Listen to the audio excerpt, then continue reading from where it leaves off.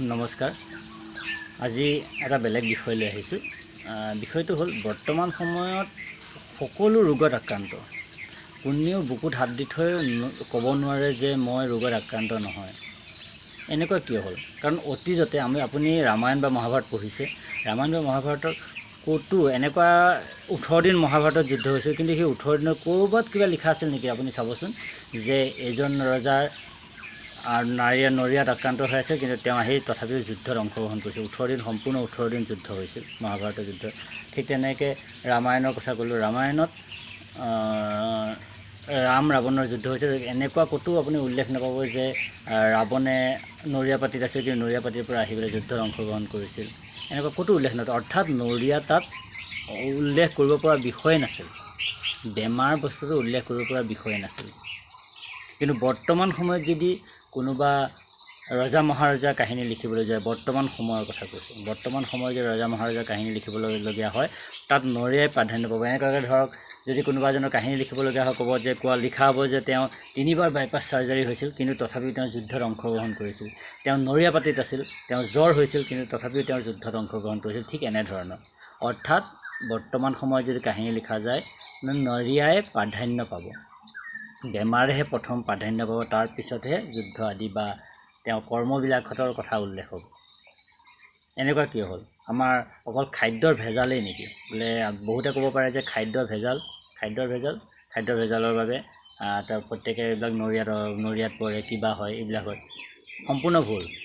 খাদ্যৰ ভেজালটো হয়, সেইটো স্বীকাৰ কৰিব লাগিব, কিন্তু খাদ্যৰ ভেজালৰ উপৰিও আমি কি খাওঁ, চিলেক্টিভ কি বস্তু খাওঁ, তাৰ ওপৰতো ডিপেণ্ড কৰে আমাৰ স্বাস্থ্যটো। কাৰণ আমাৰ শৰীৰটো এটা সাংঘাতিক এণ্টিবডি। আমি প্ৰকৃতিৰ পৰা সৃষ্টি হৈছে ন, আমাৰ সৃষ্টি প্ৰকৃতিৰ পৰা। গতিকে প্ৰকৃতিৰ কমপ্লিট তত্ত্বটো আছে। কমপ্লিট তত্ত্বটো মোৰ শৰীৰটো যিদৰে গঠন হৈছে,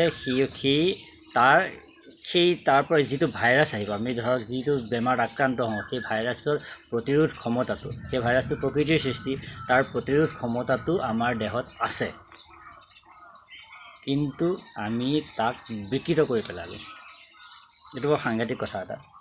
ঠিক এনেকুৱাকৈ ধৰক কথাটো বুজিবলৈ হ'লে, মোৰ দেউতাই মোক জন্ম দিছে। মোৰ দেউতাই মোৰ কথা ভালদৰে চিন্তা কৰিব, মোৰ কথা ভালদৰে জানিব, মোৰ কথা অনুভৱ কৰিব, মোৰ কি ভাল, মোৰ কাৰণে কি বেয়া, মোৰ দেউতাই ভালদৰে জানিব। এতিয়া মোৰ দেউতাক মই আজি ক'লোঁ যে দেউতা মোৰ মৰ্টন খাবলৈ মন গৈছে বা মোৰ মিঠা বস্তু খাবলৈ মন গৈছে। দেউতাই কি কৰিব? কেতিয়াও মৰ্টন কিনি নিদিয়ে। দেউতাই কিনি দিব হয় মৌ, নহয় মিঠৈ। কাৰণ দেউতাই জানে এই দুটা বস্তু আমাৰ শৰীৰৰ অপকাৰ নকৰে। মৌৰ যিটো গঠন, সেই গঠনটো আমাৰ শৰীৰৰ তেজৰ সৈতে একেই। ঠিক তেনেকৈ মিঠৈটো আমাৰ শৰীৰৰ অপকাৰ কেতিয়াও নকৰে। প্ৰত্যেকটো বস্তু অত্যাধিক হ'লেতো অপকাৰ হ'বই, কিন্তু অপকাৰ শৰীৰত নকৰে। কিন্তু কি কৰিব? যদি মোৰ কাষৰ এজন মানুহৰ আগত যদি মই কওঁ যে মোৰ মিঠা খাবলৈ মন গৈছে, তেওঁ ডাইৰেক্ট হয়তো মিঠাই আনি দিব, য'ত চেনি অত্যাধিক থাকিব। তেওঁ হয়তো মৰ্টন আনি দিব। আৰু তাৰ ফলত কি হ'ব? মই এই মিঠৈ বা মৌ যদি বাদ দিবলৈ মই যদি সেই মৰ্টন গ্ৰহণ কৰিব যাওঁ, কি হ'ব? মই ক'ব নোৱাৰাকৈ লাহে লাহে কি হ'ব? মোৰ দাঁত পোকে খাব, এটাকৈ দাঁত সৰি যাব। ই লগতে নহয়। কথাটো বুজি পালেনে? তাৰ মানে কি? বৰ্তমান প্ৰকৃতিয়ে মোক যেনেকৈ জন্ম দিছে, মোৰ সৃষ্টিকৰ্তা, মোৰ দেউতা এজন সৃষ্টিকৰ্তা, মোৰ দেউতাই মোক যেনেকৈ জন্ম দিছে, মোৰ দেউতাই পালনৰ প্ৰত্যেকটো বস্তু এই পৃথিৱীত দিছে। কিন্তু আমি সেই প্ৰত্যেকটো বস্তু বাদ দি মই ঘৰৰ কাষৰ মানুহজনৰ পৰা বস্তু খুজিবলৈ গ'লোঁ, আৰু তেওঁ মোৰ ভালৰ কাৰণে চিন্তা নকৰে। মই বিচাৰিছোঁ, তেওঁ সেইটো বস্তুৱেই দিছে, কিন্তু তেওঁ ইয়াৰ নিগেটিভ এফেক্ট কি হ'ব, তেওঁ সেইটো কথা কেতিয়াও ভাবি নাচায়। কিন্তু মোৰ দেউতাই ভাবি চায়।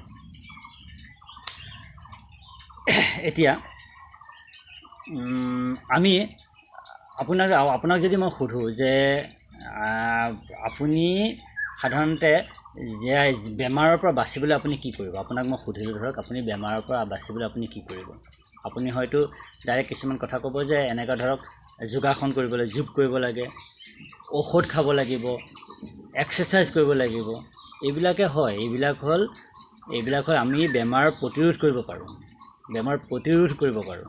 কথাটো মন কৰিব বেমাৰ প্ৰতিৰোধ কৰিব পাৰিব কিন্তু বেমাৰ নহ'বৰ কাৰণে আমি এটা শৰীৰ তৈয়াৰ কৰিব নোৱাৰোঁ ডাঙৰ কথা এইটো এটা তাৰমানে কেনেকুৱা ধৰণৰ ধৰক আপোনাক মই এঠাইত বহাই দিলোঁ আপোনাৰ চাৰিওকাষে এডৰা খুব গেলা দুৰ্গন্ধ জাবৰ মই আপোনাৰ চাৰিওকাষে দি দিলোঁ এতিয়া মই আপোনাক কি কৰিম জাবৰখিনিৰ পৰা সেই যিটো গোন্ধ সেই গোন্ধটোৰ পৰা আপোনাক বাচিবৰ কাৰণে মই আপোনাৰ হাতত এটা স্প্ৰে দিছোঁ আপোনাৰ হাতত মই এটা স্প্ৰে দিলোঁ কথাটো ঠিক তেনেকুৱা আমি যি যোগাসন কৰোঁ বা যি আমি ঔষধ খাওঁ মেডিচিন খাওঁ ই হ'ল আপোনাৰ হাতত থকা সেই স্প্ৰেটোহে সেই কাষৰ জাবৰখিনি আঁতৰোৱা কোনো সাজ সঁজুলি নহয় তাৰমানে কি যেতিয়ালৈকে আপুনি স্প্ৰে মাৰি থাকিব তেতিয়ালৈকে আপুনি ঠিক থাকিব কিন্তু যেতিয়া আপুনি স্প্ৰে মাৰা বন্ধ কৰি দিব আপুনি গোন্ধ আকৌ লাহে লাহে আকৌ গোন্ধ পাবলৈ ল'ব আপুনি বেমাৰত পৰিব কথাটো ঠিক তেনেকুৱা এতিয়া আমাৰ প্ৰথম কাম হ'ল স্প্ৰে মাৰাৰ প্ৰয়োজনেই নাথাকিব যদি আমি কাষৰ সেই জাবৰখিনি যদি আঁতৰাই পেলাওঁ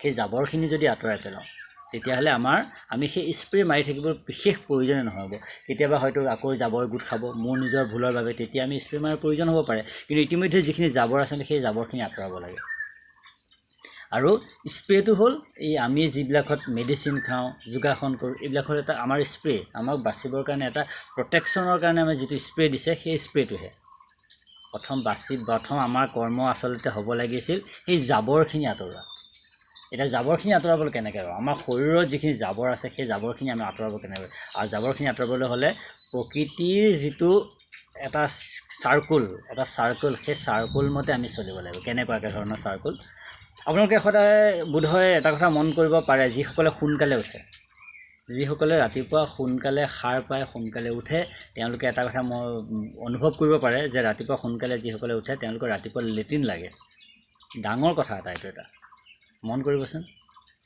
এইটো আচলতে এটা ছিষ্টেমত যেতিয়া আমি সোমাই পৰোঁ এই ছিষ্টেমটো আৰম্ভ হয় আমাৰ সেই ৰাতিপুৱাৰ পৰাই ৰাতিপুৱা ভাগত যেতিয়াই আমি সোনকালে উঠোঁ 7 বজাৰ আগতেই উঠোঁ লেট্ৰিন লাগে কিন্তু যিসকলে 7 বজাৰ পিছত উঠে তাৰ কনষ্টিপেশ্যনৰ প্ৰব্লেম হয় তাৰ লেট্ৰিনৰ প্ৰব্লেম হয় তাৰ লেট্ৰিন খোলোচা নহয় কেতিয়াও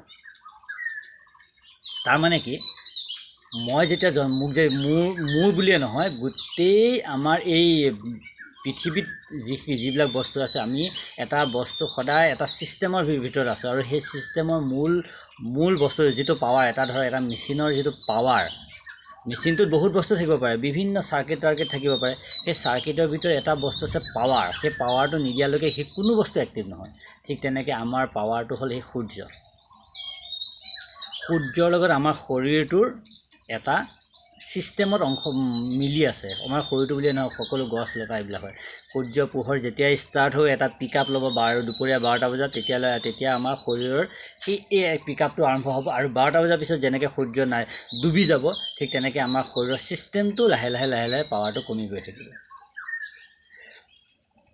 ৰাতিপুৱাৰ ভাগত আমি সাধাৰণতে ৰাতিপুৱা 3 বজাৰ পৰা 5 বজাৰ ভিতৰত আমাৰ লাংছে আটাইতকৈ বেছি কাম কৰে আমাৰ লাংছে 3 বজাৰ পৰা 5 বজাৰ ভিতৰত আটাইতকৈ বেছি কাম কৰে আমাৰ লাংছে সেইটোৰ কাৰণে কি হয় সদায় প্ৰাণায়াম বা ধ্যান বা লাংছৰ যিবিলাক এক্সাৰচাইজ এইবিলাক সদায় 3 বজাৰ পৰা 5 বজাৰ তাৰমানে ব্ৰহ্ম মুহূৰ্তত কৰিবলৈ দিয়া হয় কাৰণটো এইটোৱে তাৰমানে আমি যেতিয়াই কোনোবা এটা খুব কম সময়তে আমি কামখিনি কৰিব পাৰোঁ আমি লাংছক আৰু বেছি কাৰ্যক্ষমতা বঢ়াব পাৰোঁ কাৰণ সেইখিনি সময় এক্টিভেট হয় লাংছ লাংছ গোটেই দিনটো চলে কিন্তু তাৰ এক্টিভেট হোৱা কিছুমান সময় আছে ঠিক তেনেকৈ 5 বজাৰ পৰা 7 বজাৰ ভিতৰত আমাৰ ষ্টমাকে কাম কৰে 5 বজাৰ পৰা 7 বজাৰ ভিতৰত আমাৰ ষ্টমাকে কাম কৰে 5 বজাৰ পৰা 7 বজাৰ ভিতৰত আমাৰ যিটো লাৰ্জ ইণ্টেষ্টাইন তাৰমানে আমাৰ যিটো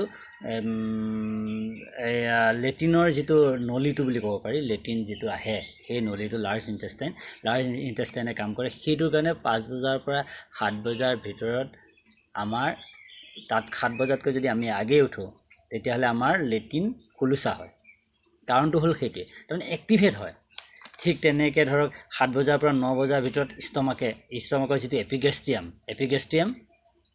7 বজাৰ পৰা 9 বজাৰ ভিতৰত এক্টিভ হৈ থাকে আৰু সেইখিনি সময়তে সাধাৰণতে কোৱা হয় যে ব্ৰেকফাষ্ট খুব হেভি মানে যিবিলাক ভিটামিন ব্ৰেকফাষ্ট পোৱা যায় খাবলৈ দিয়া হয় ভিটামিন ব্ৰেকফাষ্ট মানে আচলতে আমি ফল ফলহা বেছি খাব লাগে ফল ফলহা কাৰণ তাত যিটো নিউট্ৰিশ্যন থাকে সেইখিনি সময়তে যিহেতু ষ্টমাকৰ এপিগেষ্টিয়ামটো এক্টিভেট হৈ থাকে গতিকে 7 বজাৰ পৰা 9 বজাৰ ভিতৰত যিখিনি খাওঁ সেইখিনি আমাৰ খুব সোনকালে হজমটো কৰিব পাৰে ফল ফলহা হজম কৰিব পাৰে প্লাছ ই আমাৰ শৰীৰত খুব সোনকালে ভিটামিনৰ যোগান ধৰিব পাৰে ঠিক তেনেকৈ 9 বজাৰ পৰা 11 বজাৰ ভিতৰত স্প্লিন যি আমাৰ ব্লাড চেল প্ৰডিউচ কৰিব পাৰে সাধাৰণ ভাষাত ক'বলৈ গ'লে স্প্লিন এক্টিভ হয় ঠিক তেনেকৈ 11 বজাৰ পৰা 1 বজাৰ ভিতৰত হাৰ্ট এক্টিভ হয় হাৰ্ট ইনটাইম চলি থাকে পাম্প কৰি থাকে কিন্তু তাৰ কিছুমান এক্টিভেট হোৱাৰ কিছুমান সময় থাকে নিৰ্দিষ্ট গতিকে সেইখিনি সময়তে আটাইতকৈ মেক্সিমাম এনাৰ্জেটিক হয় আটাইতকৈ মেক্সিমাম শক্তিশালী হয় সেইখিনি সময়তে আৰু ৰাতি ঠিক 11 বজাৰ পৰা 1 বজাৰ ভিতৰত হাৰ্ট আটাইতকৈ কম শক্তিশালী আৰু সেইখিনি সময়তে হাৰ্ট এটেক হোৱাৰ চান্সটো বেছি থাকে আপোনালোকে মন কৰিব হাৰ্ট এটেক হোৱা মানুহবিলাকৰ সদায় ৰাতি 11 বজাৰ পৰা 1 বজাৰ ভিতৰত সাধাৰণতে হয় এইটোৱে কাৰণ ঠিক তেনেকৈ 1 বজাৰ পৰা 3 বজাৰ ভিতৰত স্মল ইণ্টেষ্টাইন এনেকুৱা ধৰণে আমাৰ শৰীৰৰ প্ৰত্যেকটো অংশ এটা নিৰ্দিষ্ট ক্ৰমত চলি থাকে আৰু সেই ছিষ্টেমত যদি আমি নাথাকোঁ তেতিয়াহ'লে আমাৰ শৰীৰটোৰ সেই কাষত মই যিটো জাবৰৰ কথা কৈছোঁ সেই জাবৰটো গোট হয় যেতিয়া আমি সেই ছিষ্টেমটোৰ পৰা আমি বাহিৰলৈ ওলাই গুচি আহোঁ এতিয়া সূৰ্য যেতিয়া উদয় হ'ল লাহে লাহে সূৰ্য গৈ দুপৰীয়া 12টা বজাত আটাইতকৈ টপ পিক আপ হয় সূৰ্যৰ গতিকে সেইখিনি সময়ত আমাৰ শৰীৰৰ যিটো খাদ্য হজম কৰা যিটো অগ্নি যিটো আমাৰ এটা তাপ আছে সেই উত্তাপত খাদ্যটো পচে সেই তাপটো আটাইতকৈ বেছি আৰু সেইখিনি সময়তে যদি আমি খাদ্য খাওঁ আমাৰ সকলো খাদ্য হজম হৈ যায় এইটো হ'ল এটা ছিষ্টেম এই ছিষ্টেমটো বাদ দি যদি আমি ৰাতিপুৱা খোৱাৰ পৰা উঠি যদি এগাল খাই দিওঁ এই কি কৰিব কাম কৰিব কিন্তু সেই যিটো আমি হজম কৰাব লাগিছিল যেনেকৈ মেচিনটোত মই ল' ভল্টেজ আছে ভল্টেজটো ল' আছে কিন্তু তাত মই দি দিছোঁ ধান এগালমান ধানৰ মেচিনটো ল' ভল্টেজ ল' আছে সেই ধান ডেফিনেটলি সেই ধানখিনি হেৰি কৰিব কিন্তু সম্পূৰ্ণ ধান যিটো অনুসাৰে ওলাব লাগিছিল বা যিটো অনুসাৰে ধানৰ বাকলি গুচাব লাগিছিল সেইখিনি গুচাব নোৱাৰে কাৰণ ভল্টেজটো ল' গতিকে কথাটো হ'ল ঠিক তেনেকুৱা যেতিয়া ভল্টেজটো ল' হ'ব ভল্টেজটো ল' হোৱাৰ লগে লগে সেই যিটো ক্ষমতাত কৰিব লাগিছিল সেইটো ক্ষমতা কৰিব নোৱাৰে এতিয়া আমাৰ যিটো অৰিজিনেল আমাৰ যিটো ছিষ্টেমত আমি যে সোমাই আছোঁ সেই ছিষ্টেমত সোমাবলৈ হ'লে আমি প্ৰথমতে কি কৰিব লাগে শুৱাৰ পৰা উঠি লৈ ৰাতিপুৱাৰ পৰা ধৰক 9 বজালৈকে এই সময়খিনি আপুনি যিমানখিনি পাৰে ফল ফলহা খাব লাগে এইটো এটা ডাঙৰ কথা ফল ফলহা আমাৰ শৰীৰৰ বাবে প্ৰকৃতিয়ে যেনেকৈ আমাৰ শৰীৰটো জন্ম দিছে ঠিক তেনেকৈ সেই শৰীৰটো চলিবৰ কাৰণে সকলোবিলাক বস্তু দিছে কিন্তু আমি সেইবিলাক বস্তু বাদ দি মই যেনেকৈ কৈছোঁ মোৰ দেউতাই দিয়া বস্তুবিলাক মই বাদ দি পেলাই মই লোকৰ এজনক দেউতা মানিবলৈ গৈছোঁ তেওঁৰ যিবিলাকত মোক বস্তু দিছে মই সেইবিলাক গ্ৰহণ কৰিছোঁ তাৰ ফলত আমাৰ শৰীৰৰ অপকাৰ কৰিছে মোৰ দাঁত সৰিছে কিবা হৈছে দাঁতত পোকে খাইছে উদাহৰণ দিছোঁ ন গতিকে ঠিক তেনেকুৱাকৈ মোক এই সৃষ্টিকৰ্তাই যেনেকৈ জন্ম দিছে ঠিক তেনেকৈ মোক সৃষ্টিকৰ্তাই চলিবৰ কাৰণে কিছুমান বস্তু দিছে এই প্ৰকৃতিত প্ৰত্যেকটো বস্তু আছে মই জীৱন ধাৰণৰ কাৰণে প্ৰত্যেকটো বস্তু আছে কিন্তু সেই প্ৰত্যেকটো বস্তু গ্ৰহণ নকৰি যেতিয়া মই বেলেগ বস্তু গ্ৰহণ কৰিবলৈ যাওঁ যিটো বোলে আৰ্টিফিচিয়েল বস্তুবিলাক গ্ৰহণ কৰিবলৈ যাওঁ প্ৰকৃতিয়ে দিয়া বস্তুবিলাক বাদ দিলোঁ মই বেলেগ বস্তু গ্ৰহণ কৰিবলৈ যোৱাৰ লগে লগে কি হ'ব মোৰ শৰীৰৰ লাহে লাহে সেই মেচিনটোৱে যিটো কাম কৰিব যে সেই কামটো নকৰিব নোৱাৰা হৈ যায় ফল পচোৱা যিবিলাক এনজাইম ফল যিবিলাক পচোৱা যিবিলাক এনজাইম সেই এনজাইমবিলাকৰ ৰাতিপুৱাৰ ভাগত আটাইতকৈ বেছি শৰীৰত প্ৰডিউচ হয় ফলস্বৰূপে কি কৰিব লাগে ৰাতিপুৱাৰ ভাগত সদায় ফল ফলহা খাব লাগে নহ'লে জুচ খাব লাগে জুচতকৈ ফল ফলহা বেছি উত্তম কিহৰ কাৰণে ফল ফলহা যদি জুচ বেছি উত্তম হ'লেহেঁতেন তেতিয়াহ'লে গছবিলাকত কি ডাইৰেক্ট জুচ লাগি থাকিলেহেঁতেন জুচৰ বটল থাকিলেহেঁতেন জুচ ওলমি থাকিলেহেঁতেন আমি চেপি দিম মুখত সোমাই যাব কিন্তু সেইটো কৰা নাই প্ৰকৃতিয়ে এটা ফল দিছে ফল কিহৰ কাৰণে দিছে আমি যেতিয়া ফলটো চুবাই খাওঁ প্ৰথম কথা হ'ল চুবোৱাৰ লগে লগে কি আমাৰ লালটিৰ লগত মিলিব লালটিৰ লগত মিলি আমাৰ হজমত সহায় কৰিব 1 নম্বৰ কথা 2 নম্বৰ কথা আমাৰ দাঁত ষ্ট্ৰং কৰিব 3 নম্বৰ কথা হ'ল কি এই ফলবিলাক চেপি দিয়ালৈ ফলবিলাক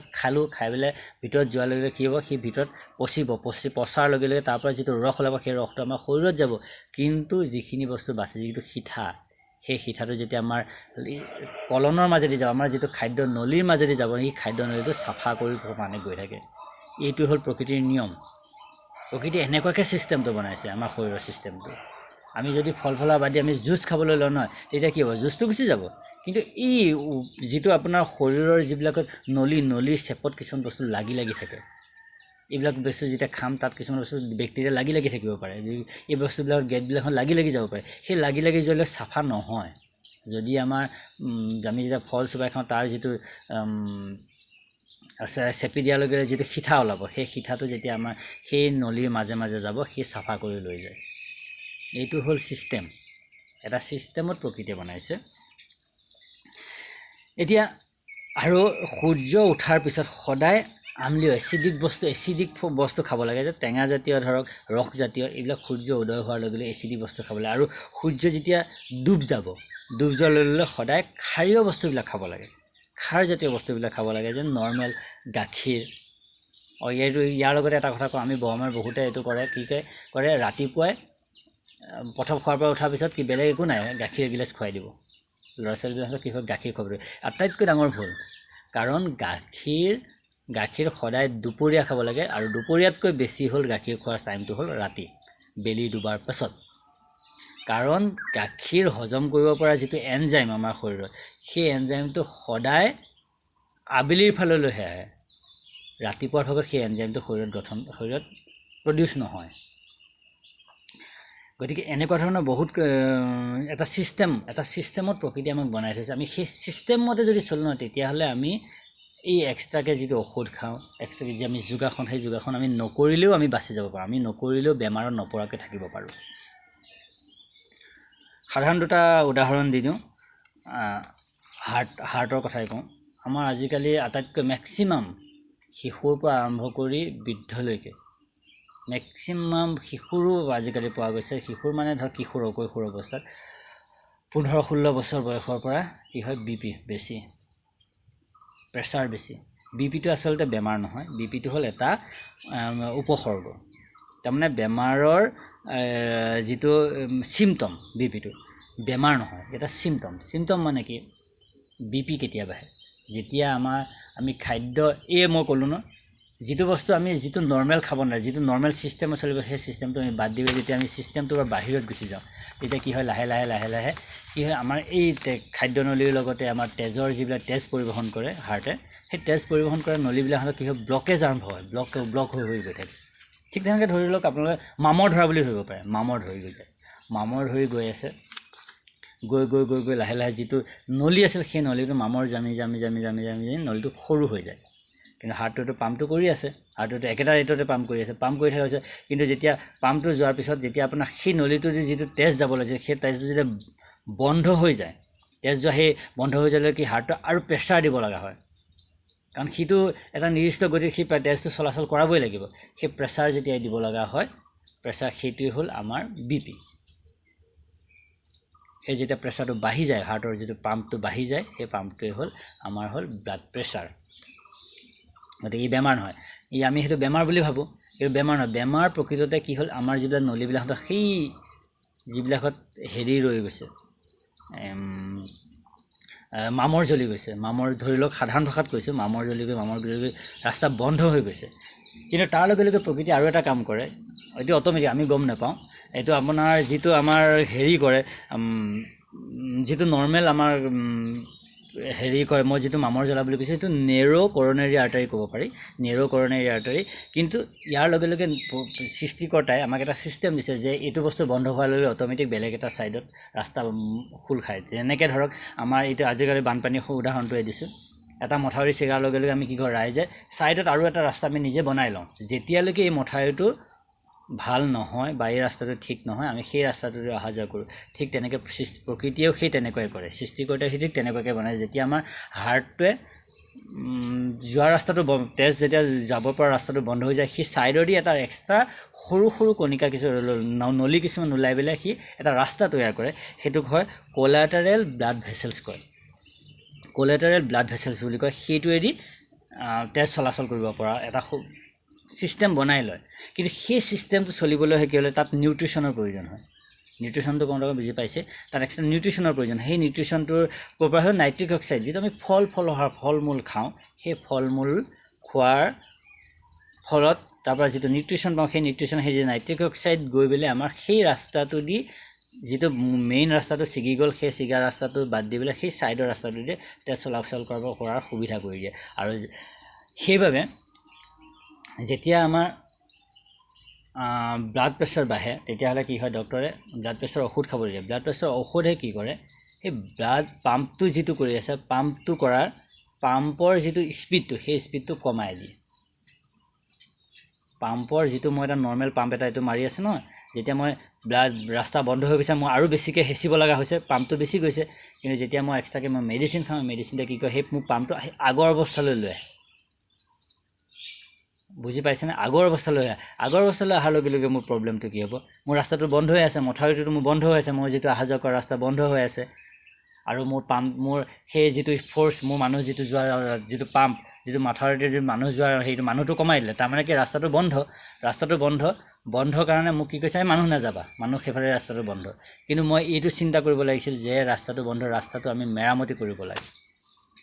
আমি যি মেডিচিন খাওঁ সেই মেডিচিনটোৱে ৰাস্তাটো মেৰামতি নকৰে, মানুহ যাবলৈ যোৱাটো বন্ধ কৰায়, কমাই দিয়ে। আমি আচলতে কৰিব লাগিছে মেৰামতি। আমি প্ৰব্লেমটো আমি সেইটোত ফচি যাওঁ।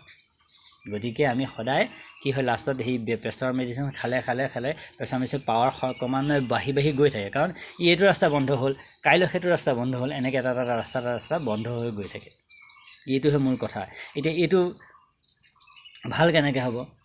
এইটো ভাল হ'ব একমাত্ৰ আপুনি খোৱা খাদ্যত 50% কেঁচা চব্জি ইউজ কৰক। 50% প্ৰত্যেকটো ৰাতিপুৱা ভাগত ফল শাক খাওক, দুপৰীয়া 12টা বজাত ভাত যি খাব, ভাত বা ৰুটি যি খায় তাৰ লগত 50% ফল ব্যৱহাৰ কৰক। ঠিক তেনেকৈ ৰাতি যি খাব, ৰাতি সদায় সন্ধিয়া 7 বজাৰ পিছলৈ ৰখাব নালাগে, 7 বজাৰ আগতে খাব লাগে। কাৰণ মই আপোনাক কৈছোঁ নহয়, এই পাৱাৰটো কমি যায়, সূৰ্য ডুবাৰ লগে লগে পাৱাৰটো কমি যায়। গতিকে আমাৰ এবজৰ্পশ্যনত আমাৰ প্ৰব্লেম হৈ যায়, যিটো হজম হয় হজমত প্ৰব্লেম হৈ যায়। গতিকে আমি সেই পাৱাৰটো যেতিয়া আমি হেৰি কৰিব লাগে, পাৱাৰটো যেতিয়া কমি যায় নহয়, এই হজমটোত যেতিয়া প্ৰব্লেম হৈ যায়, সেইটো কাৰণে আমি 7 বজাৰ আগতেই যি কৰিব লাগে 7 বজাৰ পিছলৈ ৰখাব নালাগে। গতিকে মেক্সিমাম 50% আমি যিটো গ্ৰহণ কৰোঁ, আমি যিটো খাদ্য খাওঁ, সেই খাদ্যটোৰ 50% কেঁচা ল'ব লাগে। 50% আমি ফল খাব দিছে বুলি আঙুৰ এটা খাই দিলোঁ, একো লাভ নহয়। 50% মই যদি 1 কেজি খাদ্য খাওঁ গোটেই দিনটোত, মই আধা কেজি ফল খাব লাগে। এই ফল খোৱালে কি হ'ব, ই লাহে লাহে ফলৰ যিটো নিউট্ৰিশ্যন, সেই নিউট্ৰিশ্যনে লাহে লাহে কি কৰিব, এই যিটো যে মামৰ যে জ্বলিছিল ৰাস্তাটো যে, সেই মামৰ জ্বলা সেই ব্লকবিলাকত সি লাহে লাহে খুলিবলৈ আৰম্ভ কৰিব। কৰাৰ লগে লগে যিটো মোৰ অৰিজিনেল বেমাৰ, মোৰ যিটো ৰাস্তা ছিগি গৈছিল, সেই ৰাস্তাটো সি মেৰামতি কৰা আৰম্ভ কৰে। যদি মই মানুহ কমাওঁ, ঠিকে আছে, মই চলি যাম। এই ৰাস্তাটোতো বন্ধ হৈছে, এই ৰাস্তাটোৱে নাযাবা, মানুহ কমাই দিয়া, অহা যোৱা কৰা মানুহ কমাই দিয়া, বাচি গ'লোঁ। কিন্তু মোৰ কাৰণটো আছে, হ'ব লাগিছিল ৰাস্তাটো মেৰামতি কৰা। আৰু সি মেৰামতি কৰিব পাৰে মেক্সিমাম আপুনি খোৱা খাদ্যৰ ওপৰত। আমি ভুলটো কৰোঁ সেইটোৱে, আমি ফল বাদ দিওঁ, ফল খোৱাটো বাদ দিওঁ। আমি খোৱা খাদ্যৰ ছিষ্টেমটো, যিটো আমি ৰাতিপুৱাই ভাত এগলা খাই দিয়াৰ লগে কি হয়, সেই যিখিনি পচাব লাগিছে যি পচালে, যিখিনি নপচালে সি জমা কৰি ৰখাই থৈ দিলে, যে তাৰ ফলত আমাৰ গেছ উৎপন্ন হ'ল, তাৰ ফলত আমাৰ গেষ্ট্ৰিক, আমি সেইটোৱে কৰোঁ। আপুনি 2 দিন কষ্ট পাব, কাৰণ আমি ছিষ্টেমৰ পৰা বাহিৰত যাম ন, গতিকে 2 দিন কষ্ট পাব পাৰে। কিন্তু আপুনি ৰাতিপুৱা 12 বজালৈকে আমি পৰাপক্ষত ফল খাবলৈ চেষ্টা কৰক, খুব কমাই, সৰহকৈ নহয়। 12 বজাত আপুনি ভাত খাওক। বহুতে ভাবে এইটো অসম্ভৱ কথা, এইটো অসম্ভৱ নহয়, সম্ভৱ। 12 বজালৈকে আমি যিমান পাৰে কম খাদ্য খোৱা ষ্টাৰ্ট কৰোঁ। খাদ্য মানে এইটো নহয় ভাত খাবলৈ কোৱা নাই, মই ফল জুচ খাওক। কাৰণ ই আমাৰ শৰীৰৰ যি হজম কৰিব পৰা যিটো এনজাইম, সেই এনজাইমটো আমাৰ সেইখিনি সময়তে তৈয়াৰ হয়। গতিকে সি যেতিয়া সেই এনজাইমটো যেতিয়া পাব, সেই ফল সেই যাৰ যি প্ৰকৃত বস্তুটো পাব, সি হজম পুটুককৈ কৰিব। আৰু তাৰ ফলত আমাৰ কি হ'ব, এইবিলাক নলীবিলাক যে এই মেইন নলীবিলাক খুলিব, আৰু আমাৰ গোটেই শৰীৰটো চলিব পৰা মেইন মালটো হ'ল এইটো পাম্পটো। গতিকে পাম্পটো যিটো ফ'ৰ্চত অহা যোৱা কৰিব লাগে, সেই ফ'ৰ্চত অহা যোৱা কৰিবলৈ আপুনি তাক পৰিৱেশ দিব লাগিব। সেই পৰিৱেশটো নিদিয়ালৈকে সি কেতিয়াও আপোনাক তাৰ আমি যিটো দিছোঁ তাৰ প্ৰতিক্ৰিয়া সি আপোনাক দিব। গতিকে আপুনি তাক যদি পৰিৱেশ নিদিয়ে সি আপোনাক তাৰ ৰিয়েকশ্যনটো উল্টা ৰিয়েকশ্যনটো দিব। ধৰক তাৰ ফলস্বৰূপে আমি দৌৰি থাকোঁ ডক্টৰৰ ওচৰলৈ যিমান পাৰে। এইটো হ'ল মূল কাৰণ। আমাৰ বহুতে কি কৰে, ৰাতিপুৱাই চাহ খাই দিয়ে। ৰাতিপুৱা খোৱাৰ পৰা উঠিলোঁ চাহ খালোঁ, গৰম চাহ খালোঁ। দৰাচলতে চাহটো আমি গৰ্ব কৰিব পাৰোঁ, এইটোৱে সত্য যে চাহ আমাৰ ভাৰতত উৎপন্ন হোৱা উদ্ভিদ নহয়। চাহ হ'ল পশ্চিমীয়া দেশত, ইউৰোপ মহাদেশৰ বস্তু। চাহগছ যি আমি অসম গৰ্ব কৰোঁ, অসম চাহ উৎপাদনৰ আটাইতকৈ বেছি চাহ উৎপাদন হয়, আটাইতকৈ বেছি চাহ প্ৰডিউচ হয় অসমত। আচলতে চাহগছটো ইষ্ট ইণ্ডিয়া কোম্পানীয়ে অসমলৈ আনিব, অসমলৈ নহয় ভাৰতৰ বিভিন্ন ঠাইত আনিছিল, চাহ গছ ৰুইছিল, অসমতো ৰুইছিল, অসমৰ পাহাৰত ৰুইছিল। ই আমাৰ ভাৰতৰ বস্তু নহয়। সাধাৰণ এটা উদাহৰণ চাওক, আপোনালোকে আমাৰ যিবিলাকত বন দৰৱৰ যিবিলাক কিতাপ, মই বহুত ডাঙৰ কিতাপৰ কথা কোৱা নাই, সেইবিলাক কিতাপ পাবলৈ হ'লে অলপ টানেই হয়। বন দৰৱৰ কিতাপবিলাকত এটা সাধাৰণ আমি ভৰিৰ গছকত মৰহি মানিমুনি ইয়াৰ উপকাৰিতা পৰ্যন্ত লিখি থৈ গৈছে। কিন্তু সেই বন দৰৱৰ ঔষধ কিতাপত চাহৰ ক'তো নাম নাপায়। চাহ যদি ইমান উপকাৰী হ'লহেঁতেন। কাৰণ আপোনাৰ ইষ্ট ইণ্ডিয়া কোম্পানী 1950 চনৰ আগত 1750 চনৰ আগলৈ আমাৰ ভাৰতত চাহ গছেই নাছিল। 1750 চনৰ পিছত ইষ্ট ইণ্ডিয়া কোম্পানী আহি চাহ গছ ৰোৱা আৰম্ভ কৰিলে। আৰু চাহ মেডিচিন হয়, চাহো মেডিচিন। চাহ মেডিচিন কাৰ কাৰণে হয় জানেনে? যাৰ BP কম, যে ঠাণ্ডা দেশত থাকে। আমাৰ ভাৰতত বা এছিয়া মহাদেশত প্ৰকৃতিয়ে এনেকুৱা এটা ছিষ্টেম অনুযায়ী ঋতু অনুযায়ী বতৰৰ ৱেডাৰবিলাক চেঞ্জ হয়। ঋতু গ্ৰীষ্ম, বৰ্ষা, শৰৎ, হেমন্ত, শীত, বসন্ত, ঋতু অনুযায়ী প্ৰত্যেক ৱেডাৰ চেঞ্জ হয়। এইটো ঋতুত গৰম হ'ব, এইটো ঋতুত ঠাণ্ডা হ'ব। গতিকে সকলোবিলাক যিবিলাকত আমাৰ লাগতিয়াল বস্তু, সেই প্ৰকৃতিয়ে দিয়া ছিষ্টেম অনুযায়ী সেই লাগতিয়াল বস্তুবিলাক হয়, সেইখিনি সময়তে গ্ৰ' হয় আৰু সেইখিনি সময়তে আমি খাব লাগে। এইটো হ'ল নিয়ম, প্ৰকৃতিয়ে আমাৰ সেইটো নিয়ম বনাইছে। আৰু পশ্চিমীয়া দেশত কি হয়, সেই দেশত ঠাণ্ডা, তাত ৰাতিপুৱা বেলি কেতিয়া ওলায় তেওঁলোকে নাজানে। আৰু যিদিনা বেলি ওলায় তেওঁলোকে সেইদিনাই সদায় গুড মৰ্ণিং কয়। আৰু আমি আজিকালি লৈ ল'লোঁ বাৰু, এইটো বেলেগ অধ্যায়। তাত ৰাতিপুৱা বেলি কেতিয়া ওলায়, বেলি দেখা নাপায় তেওঁলোকে, তাত ইমান ঠাণ্ডা। সেই ঠাণ্ডা দিশত চাহটো প্ৰয়োজনীয়। আৰু চাহ প্ৰয়োজন মানে এনেকুৱা নহয় খুৱাই লৈ গ'লে আপুনি মৰি যাব নহয়। শ্ল' প্ৰয়োজন হয় চাহ, যাৰ BP বেছি, যাৰ BP নৰ্মেল, তাৰ কাৰণে চাহটো হ'ল শ্ল' প্ৰয়োজন। আমি সেইটো চাহে ৰাতিপুৱা খোৱাৰ পৰা উঠি খাওঁ। গতিকে আমি তাৰমানে আচলতে মই যে কৈছিলোঁ যে আমাৰ চাৰিওফালে আমি জাবৰখিনি নিজে গোটাই লৈছোঁ। আৰু জাবৰ আমি জাবৰ আঁতৰাবলৈ বাদ দি পেলাই আমি কি কৰিছোঁ, সেই স্প্ৰে মাৰি আছোঁ। যে মই স্প্ৰে মাৰি আছোঁ, মোৰ বেমাৰ ভাল হৈ থাকিব। আৰু বেমাৰ ভাল হ'ব, স্প্ৰে যদি নাই এৰি দিবা, বেমাৰ আকৌ ধৰিব। কাৰণ সেই জাবৰখিনি আঁতৰাব আমি চেষ্টা কৰা নাই। গতিকে ঠিক তেনেকুৱা এটা ছিষ্টেমত আমি যাব লাগে। আমি এতিয়া আমাৰ বহুতে ক'ব পাৰে যে মই বৰ্তমানতো মইতো একো অসুবিধা পোৱা নাই। একো অসুবিধা নাপাওঁ। অসুবিধা কেতিয়া পাম? 40ৰ পৰা 45 বছৰৰ পিছত। বৰ্তমান মই কৰি থকা কৰ্মৰ ৰিয়েকশ্যনটো কেতিয়া পাম? 40ৰ পৰা 45 বছৰৰ পিছত।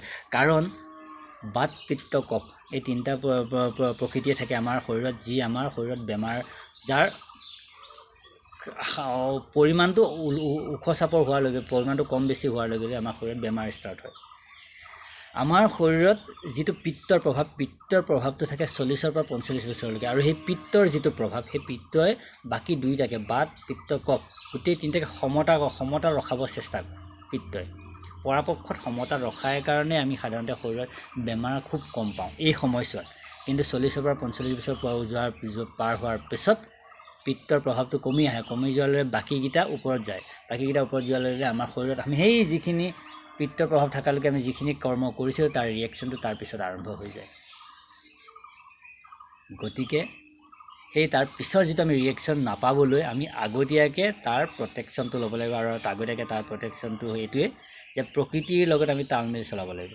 প্ৰকৃতিয়ে যেনেদৰে আমাক এটা ছিষ্টেমত কৰিছে, যিটো আমাৰ প্লাগত কাৰেণ্টটো দিছে, সূৰ্যটো আমাৰ প্লাগ, সেই প্লাগত কাৰেণ্টটো দিয়াৰ পিছত কাৰেণ্টটো যিদৰে আহিছে যিদৰে কাৰেণ্টটো এটা পিকআপ লৈছে, যিদৰে কাৰেণ্টটো সেই গৈছে, সেই কাৰেণ্টটোৰ সেই ছিষ্টেমটোৰ মতে আমি যদি চলোঁ, আমাৰ কোনো ধৰণৰ বেমাৰ হোৱাৰ চান্সেই নাথাকে। বেলেগৰ কথা বাদ দিওঁ, আজি 2 বছৰ ওপৰত হ'ল, 2.5 বছৰ মানে হ'ল হ'বলা, মাছ মাংস মই বাদ দিলোঁ। মই মাছ মাংস নাখাওঁ। এইটো নহয় যে কোনোবা ধৰ্মক লৈ পেলাই মই সেইটো কৰিছোঁ, সেইটো নহয়। কাৰণ মাছ মাংস আমাৰ বস্তু নহয়। মাছ মাংস খোৱাটো আমাৰ বস্তু নহয়। আমি মাংসাহাৰী জীৱ নহয়। 1 নম্বৰ কথা, মাছ মাংস খোৱাৰ ছিষ্টেমটো আহিছে এই ইউৰোপ মহাদেশৰ ফালৰ পৰা। কাৰণ তেওঁলোকৰ তাত ঠাণ্ডা, গতিকে মাছ মাংস খাই তেওঁলোকে শৰীৰক গৰম কৰিব বিচাৰে। আৰু সেইটো মাছ মাংস আমাৰ ভাৰতৰ বা আমাৰ আমাৰ এই আগৰ যে বিশাল ভাৰতবৰ্ষত মাংস খোৱাৰ কোনো ছিষ্টেমেই নাছিল। সেইটো কাৰণে তেওঁলোকে আমেৰিকাক আগতে ভাৰতৰ মানুহ বুলি, ভাৰতৰ যি শাস্ত্ৰ তাত পাতাল লোক বুলি লিখা আছে, আৰু পাতাল লোকখন হ'ল আমেৰিকা। আৰু তাত এটা কথা আছে, তাত ক'তো নাপাব যে পাতালত দেৱতাসকল বাস কৰে। তাত এটাই কয়, পাতালত ৰাক্ষস থাকে। আৰু ৰাক্ষস হ'ল যোনে মাছ মাংস খায়, যোনে ছিষ্টেমৰ পৰা বিপৰীত কাম কৰে, সি হ'ল ৰাক্ষস।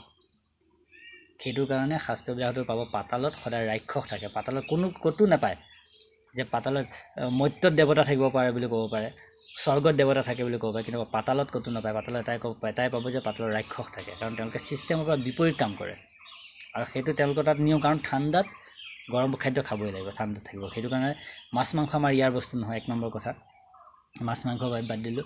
আৰু এই ছিষ্টেমত, যিটো ছিষ্টেমত ফল যিমান পাৰোঁ গ্ৰহণ কৰোঁ, ৰাতিপুৱা ভাগত, দুপৰীয়া 12টা বজাত খাওঁ, 12টা বজাৰ পৰা 2 বজাৰ ভিতৰত, ঠিক তেনেকৈ এটা ছিষ্টেমত চলিছোঁ।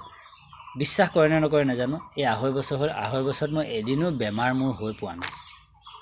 ক'ভিড হৈ গ'ল, মই হস্পিটেলতে কাম কৰোঁ, হস্পিটেলৰ এজন কৰ্মচাৰী হয়।